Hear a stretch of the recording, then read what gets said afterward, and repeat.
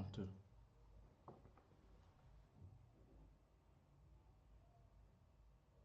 One, two.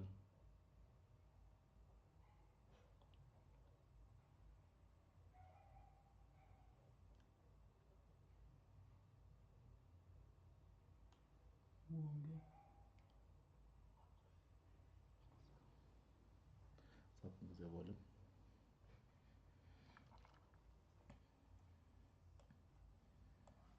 Okay, my fellow African brothers and sisters who are watching me live right now, there is this thing that I want us to talk about, and actually, Africa is asking. Unaanza nyuma, wewe uko mbele. Haina shida. There is this thing that I want us to talk about, my fellow African brothers and sisters, if you are watching me right now. As I have placed that caption down there, it's all about Ebola. And Africa is asking very dangerous questions. And actually, these questions may lead us, many leaders may not want to answer them. And this question actually have shaken social media. It has triggered even the court battles and actually has left many Kenyans shocked. Then, this question is, why will the United States reportedly plan to establish an Ebola quarantine facility in Kenya for American citizens exposed to virus? The question is, why Kenya? And why now? And why are many Africans calling this disrespectful? Now, actually, according to the multiple international reports, the Trump administration actually has planned to set up a quarantine and a treatment center in Kenya for American exposed to Ebola during the growing outbreak linked to the Democratic Republic of Congo. And these reports stated that US citizen will be monitored here in Kenya instead of immediately returning to America. And the moment that story exploded online, Kenyans and Africans became furious because many citizens immediately asked, why can't America handle this inside America? Why must Kenya carry the burden? And why does Africa always become the emergency zone for global problems? And what looked like a health issue became a political storm. And actually, report claimed that the proposed facility will be located at Laikipia Air Base and supported by the United States health officials and funding. But here is where the story becomes explosive. Many Kenyans say they were never reportedly or properly consulted. And actually, the civil society groups, activists, and medical professionals questioned whether the Kenyan's public was fully informed before the decision reportedly advanced. Then came the backlash. The legal organization moved to court. Doctors have raised the concern. Citizens have flooded into social media with anger and suspicion. And eventually, a Kenyan court temporarily suspended the plan pending hearings. That moment actually changed everything. Because now, this was no longer just about Ebola. It has just become about sovereignty, respect, trust, and the relationship between Africa and the powerful foreign government. Let's be honest. Ebola is one of the most feared diseases on earth, and all of us we know all that. The word alone creates panic. Africa has already suffered through deadly outbreaks for years. Entire community in the Democratic Republic of Congo, Uganda, Sierra Leone, and Liberia have experienced devastating losses.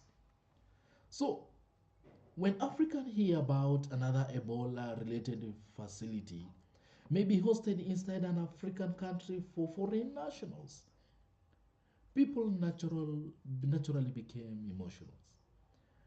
And not only in Kenya, many Africans are now asking one question repeatedly.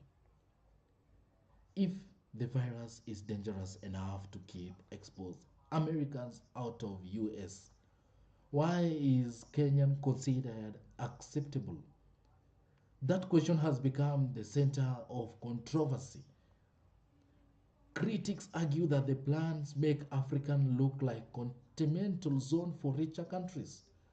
Even some international health experts reportedly question why the United States would avoid using its own advanced medical facilities. And actually, across social media, many Africans began using words like, dumping ground, double standard, biosecurity risk, you know. But there is another side of the story. Some officials reportedly argue that the Kenyan locations made emergency response faster because it is closer to the outbreak region than the United States. Others said that the plan included funding and preparedness support for Kenyan health sector. Yet, for the Kenyan citizen, that explanation was not just enough because the issue is deeper than medicine. This is about historical memory. Africans, we remember colonialism.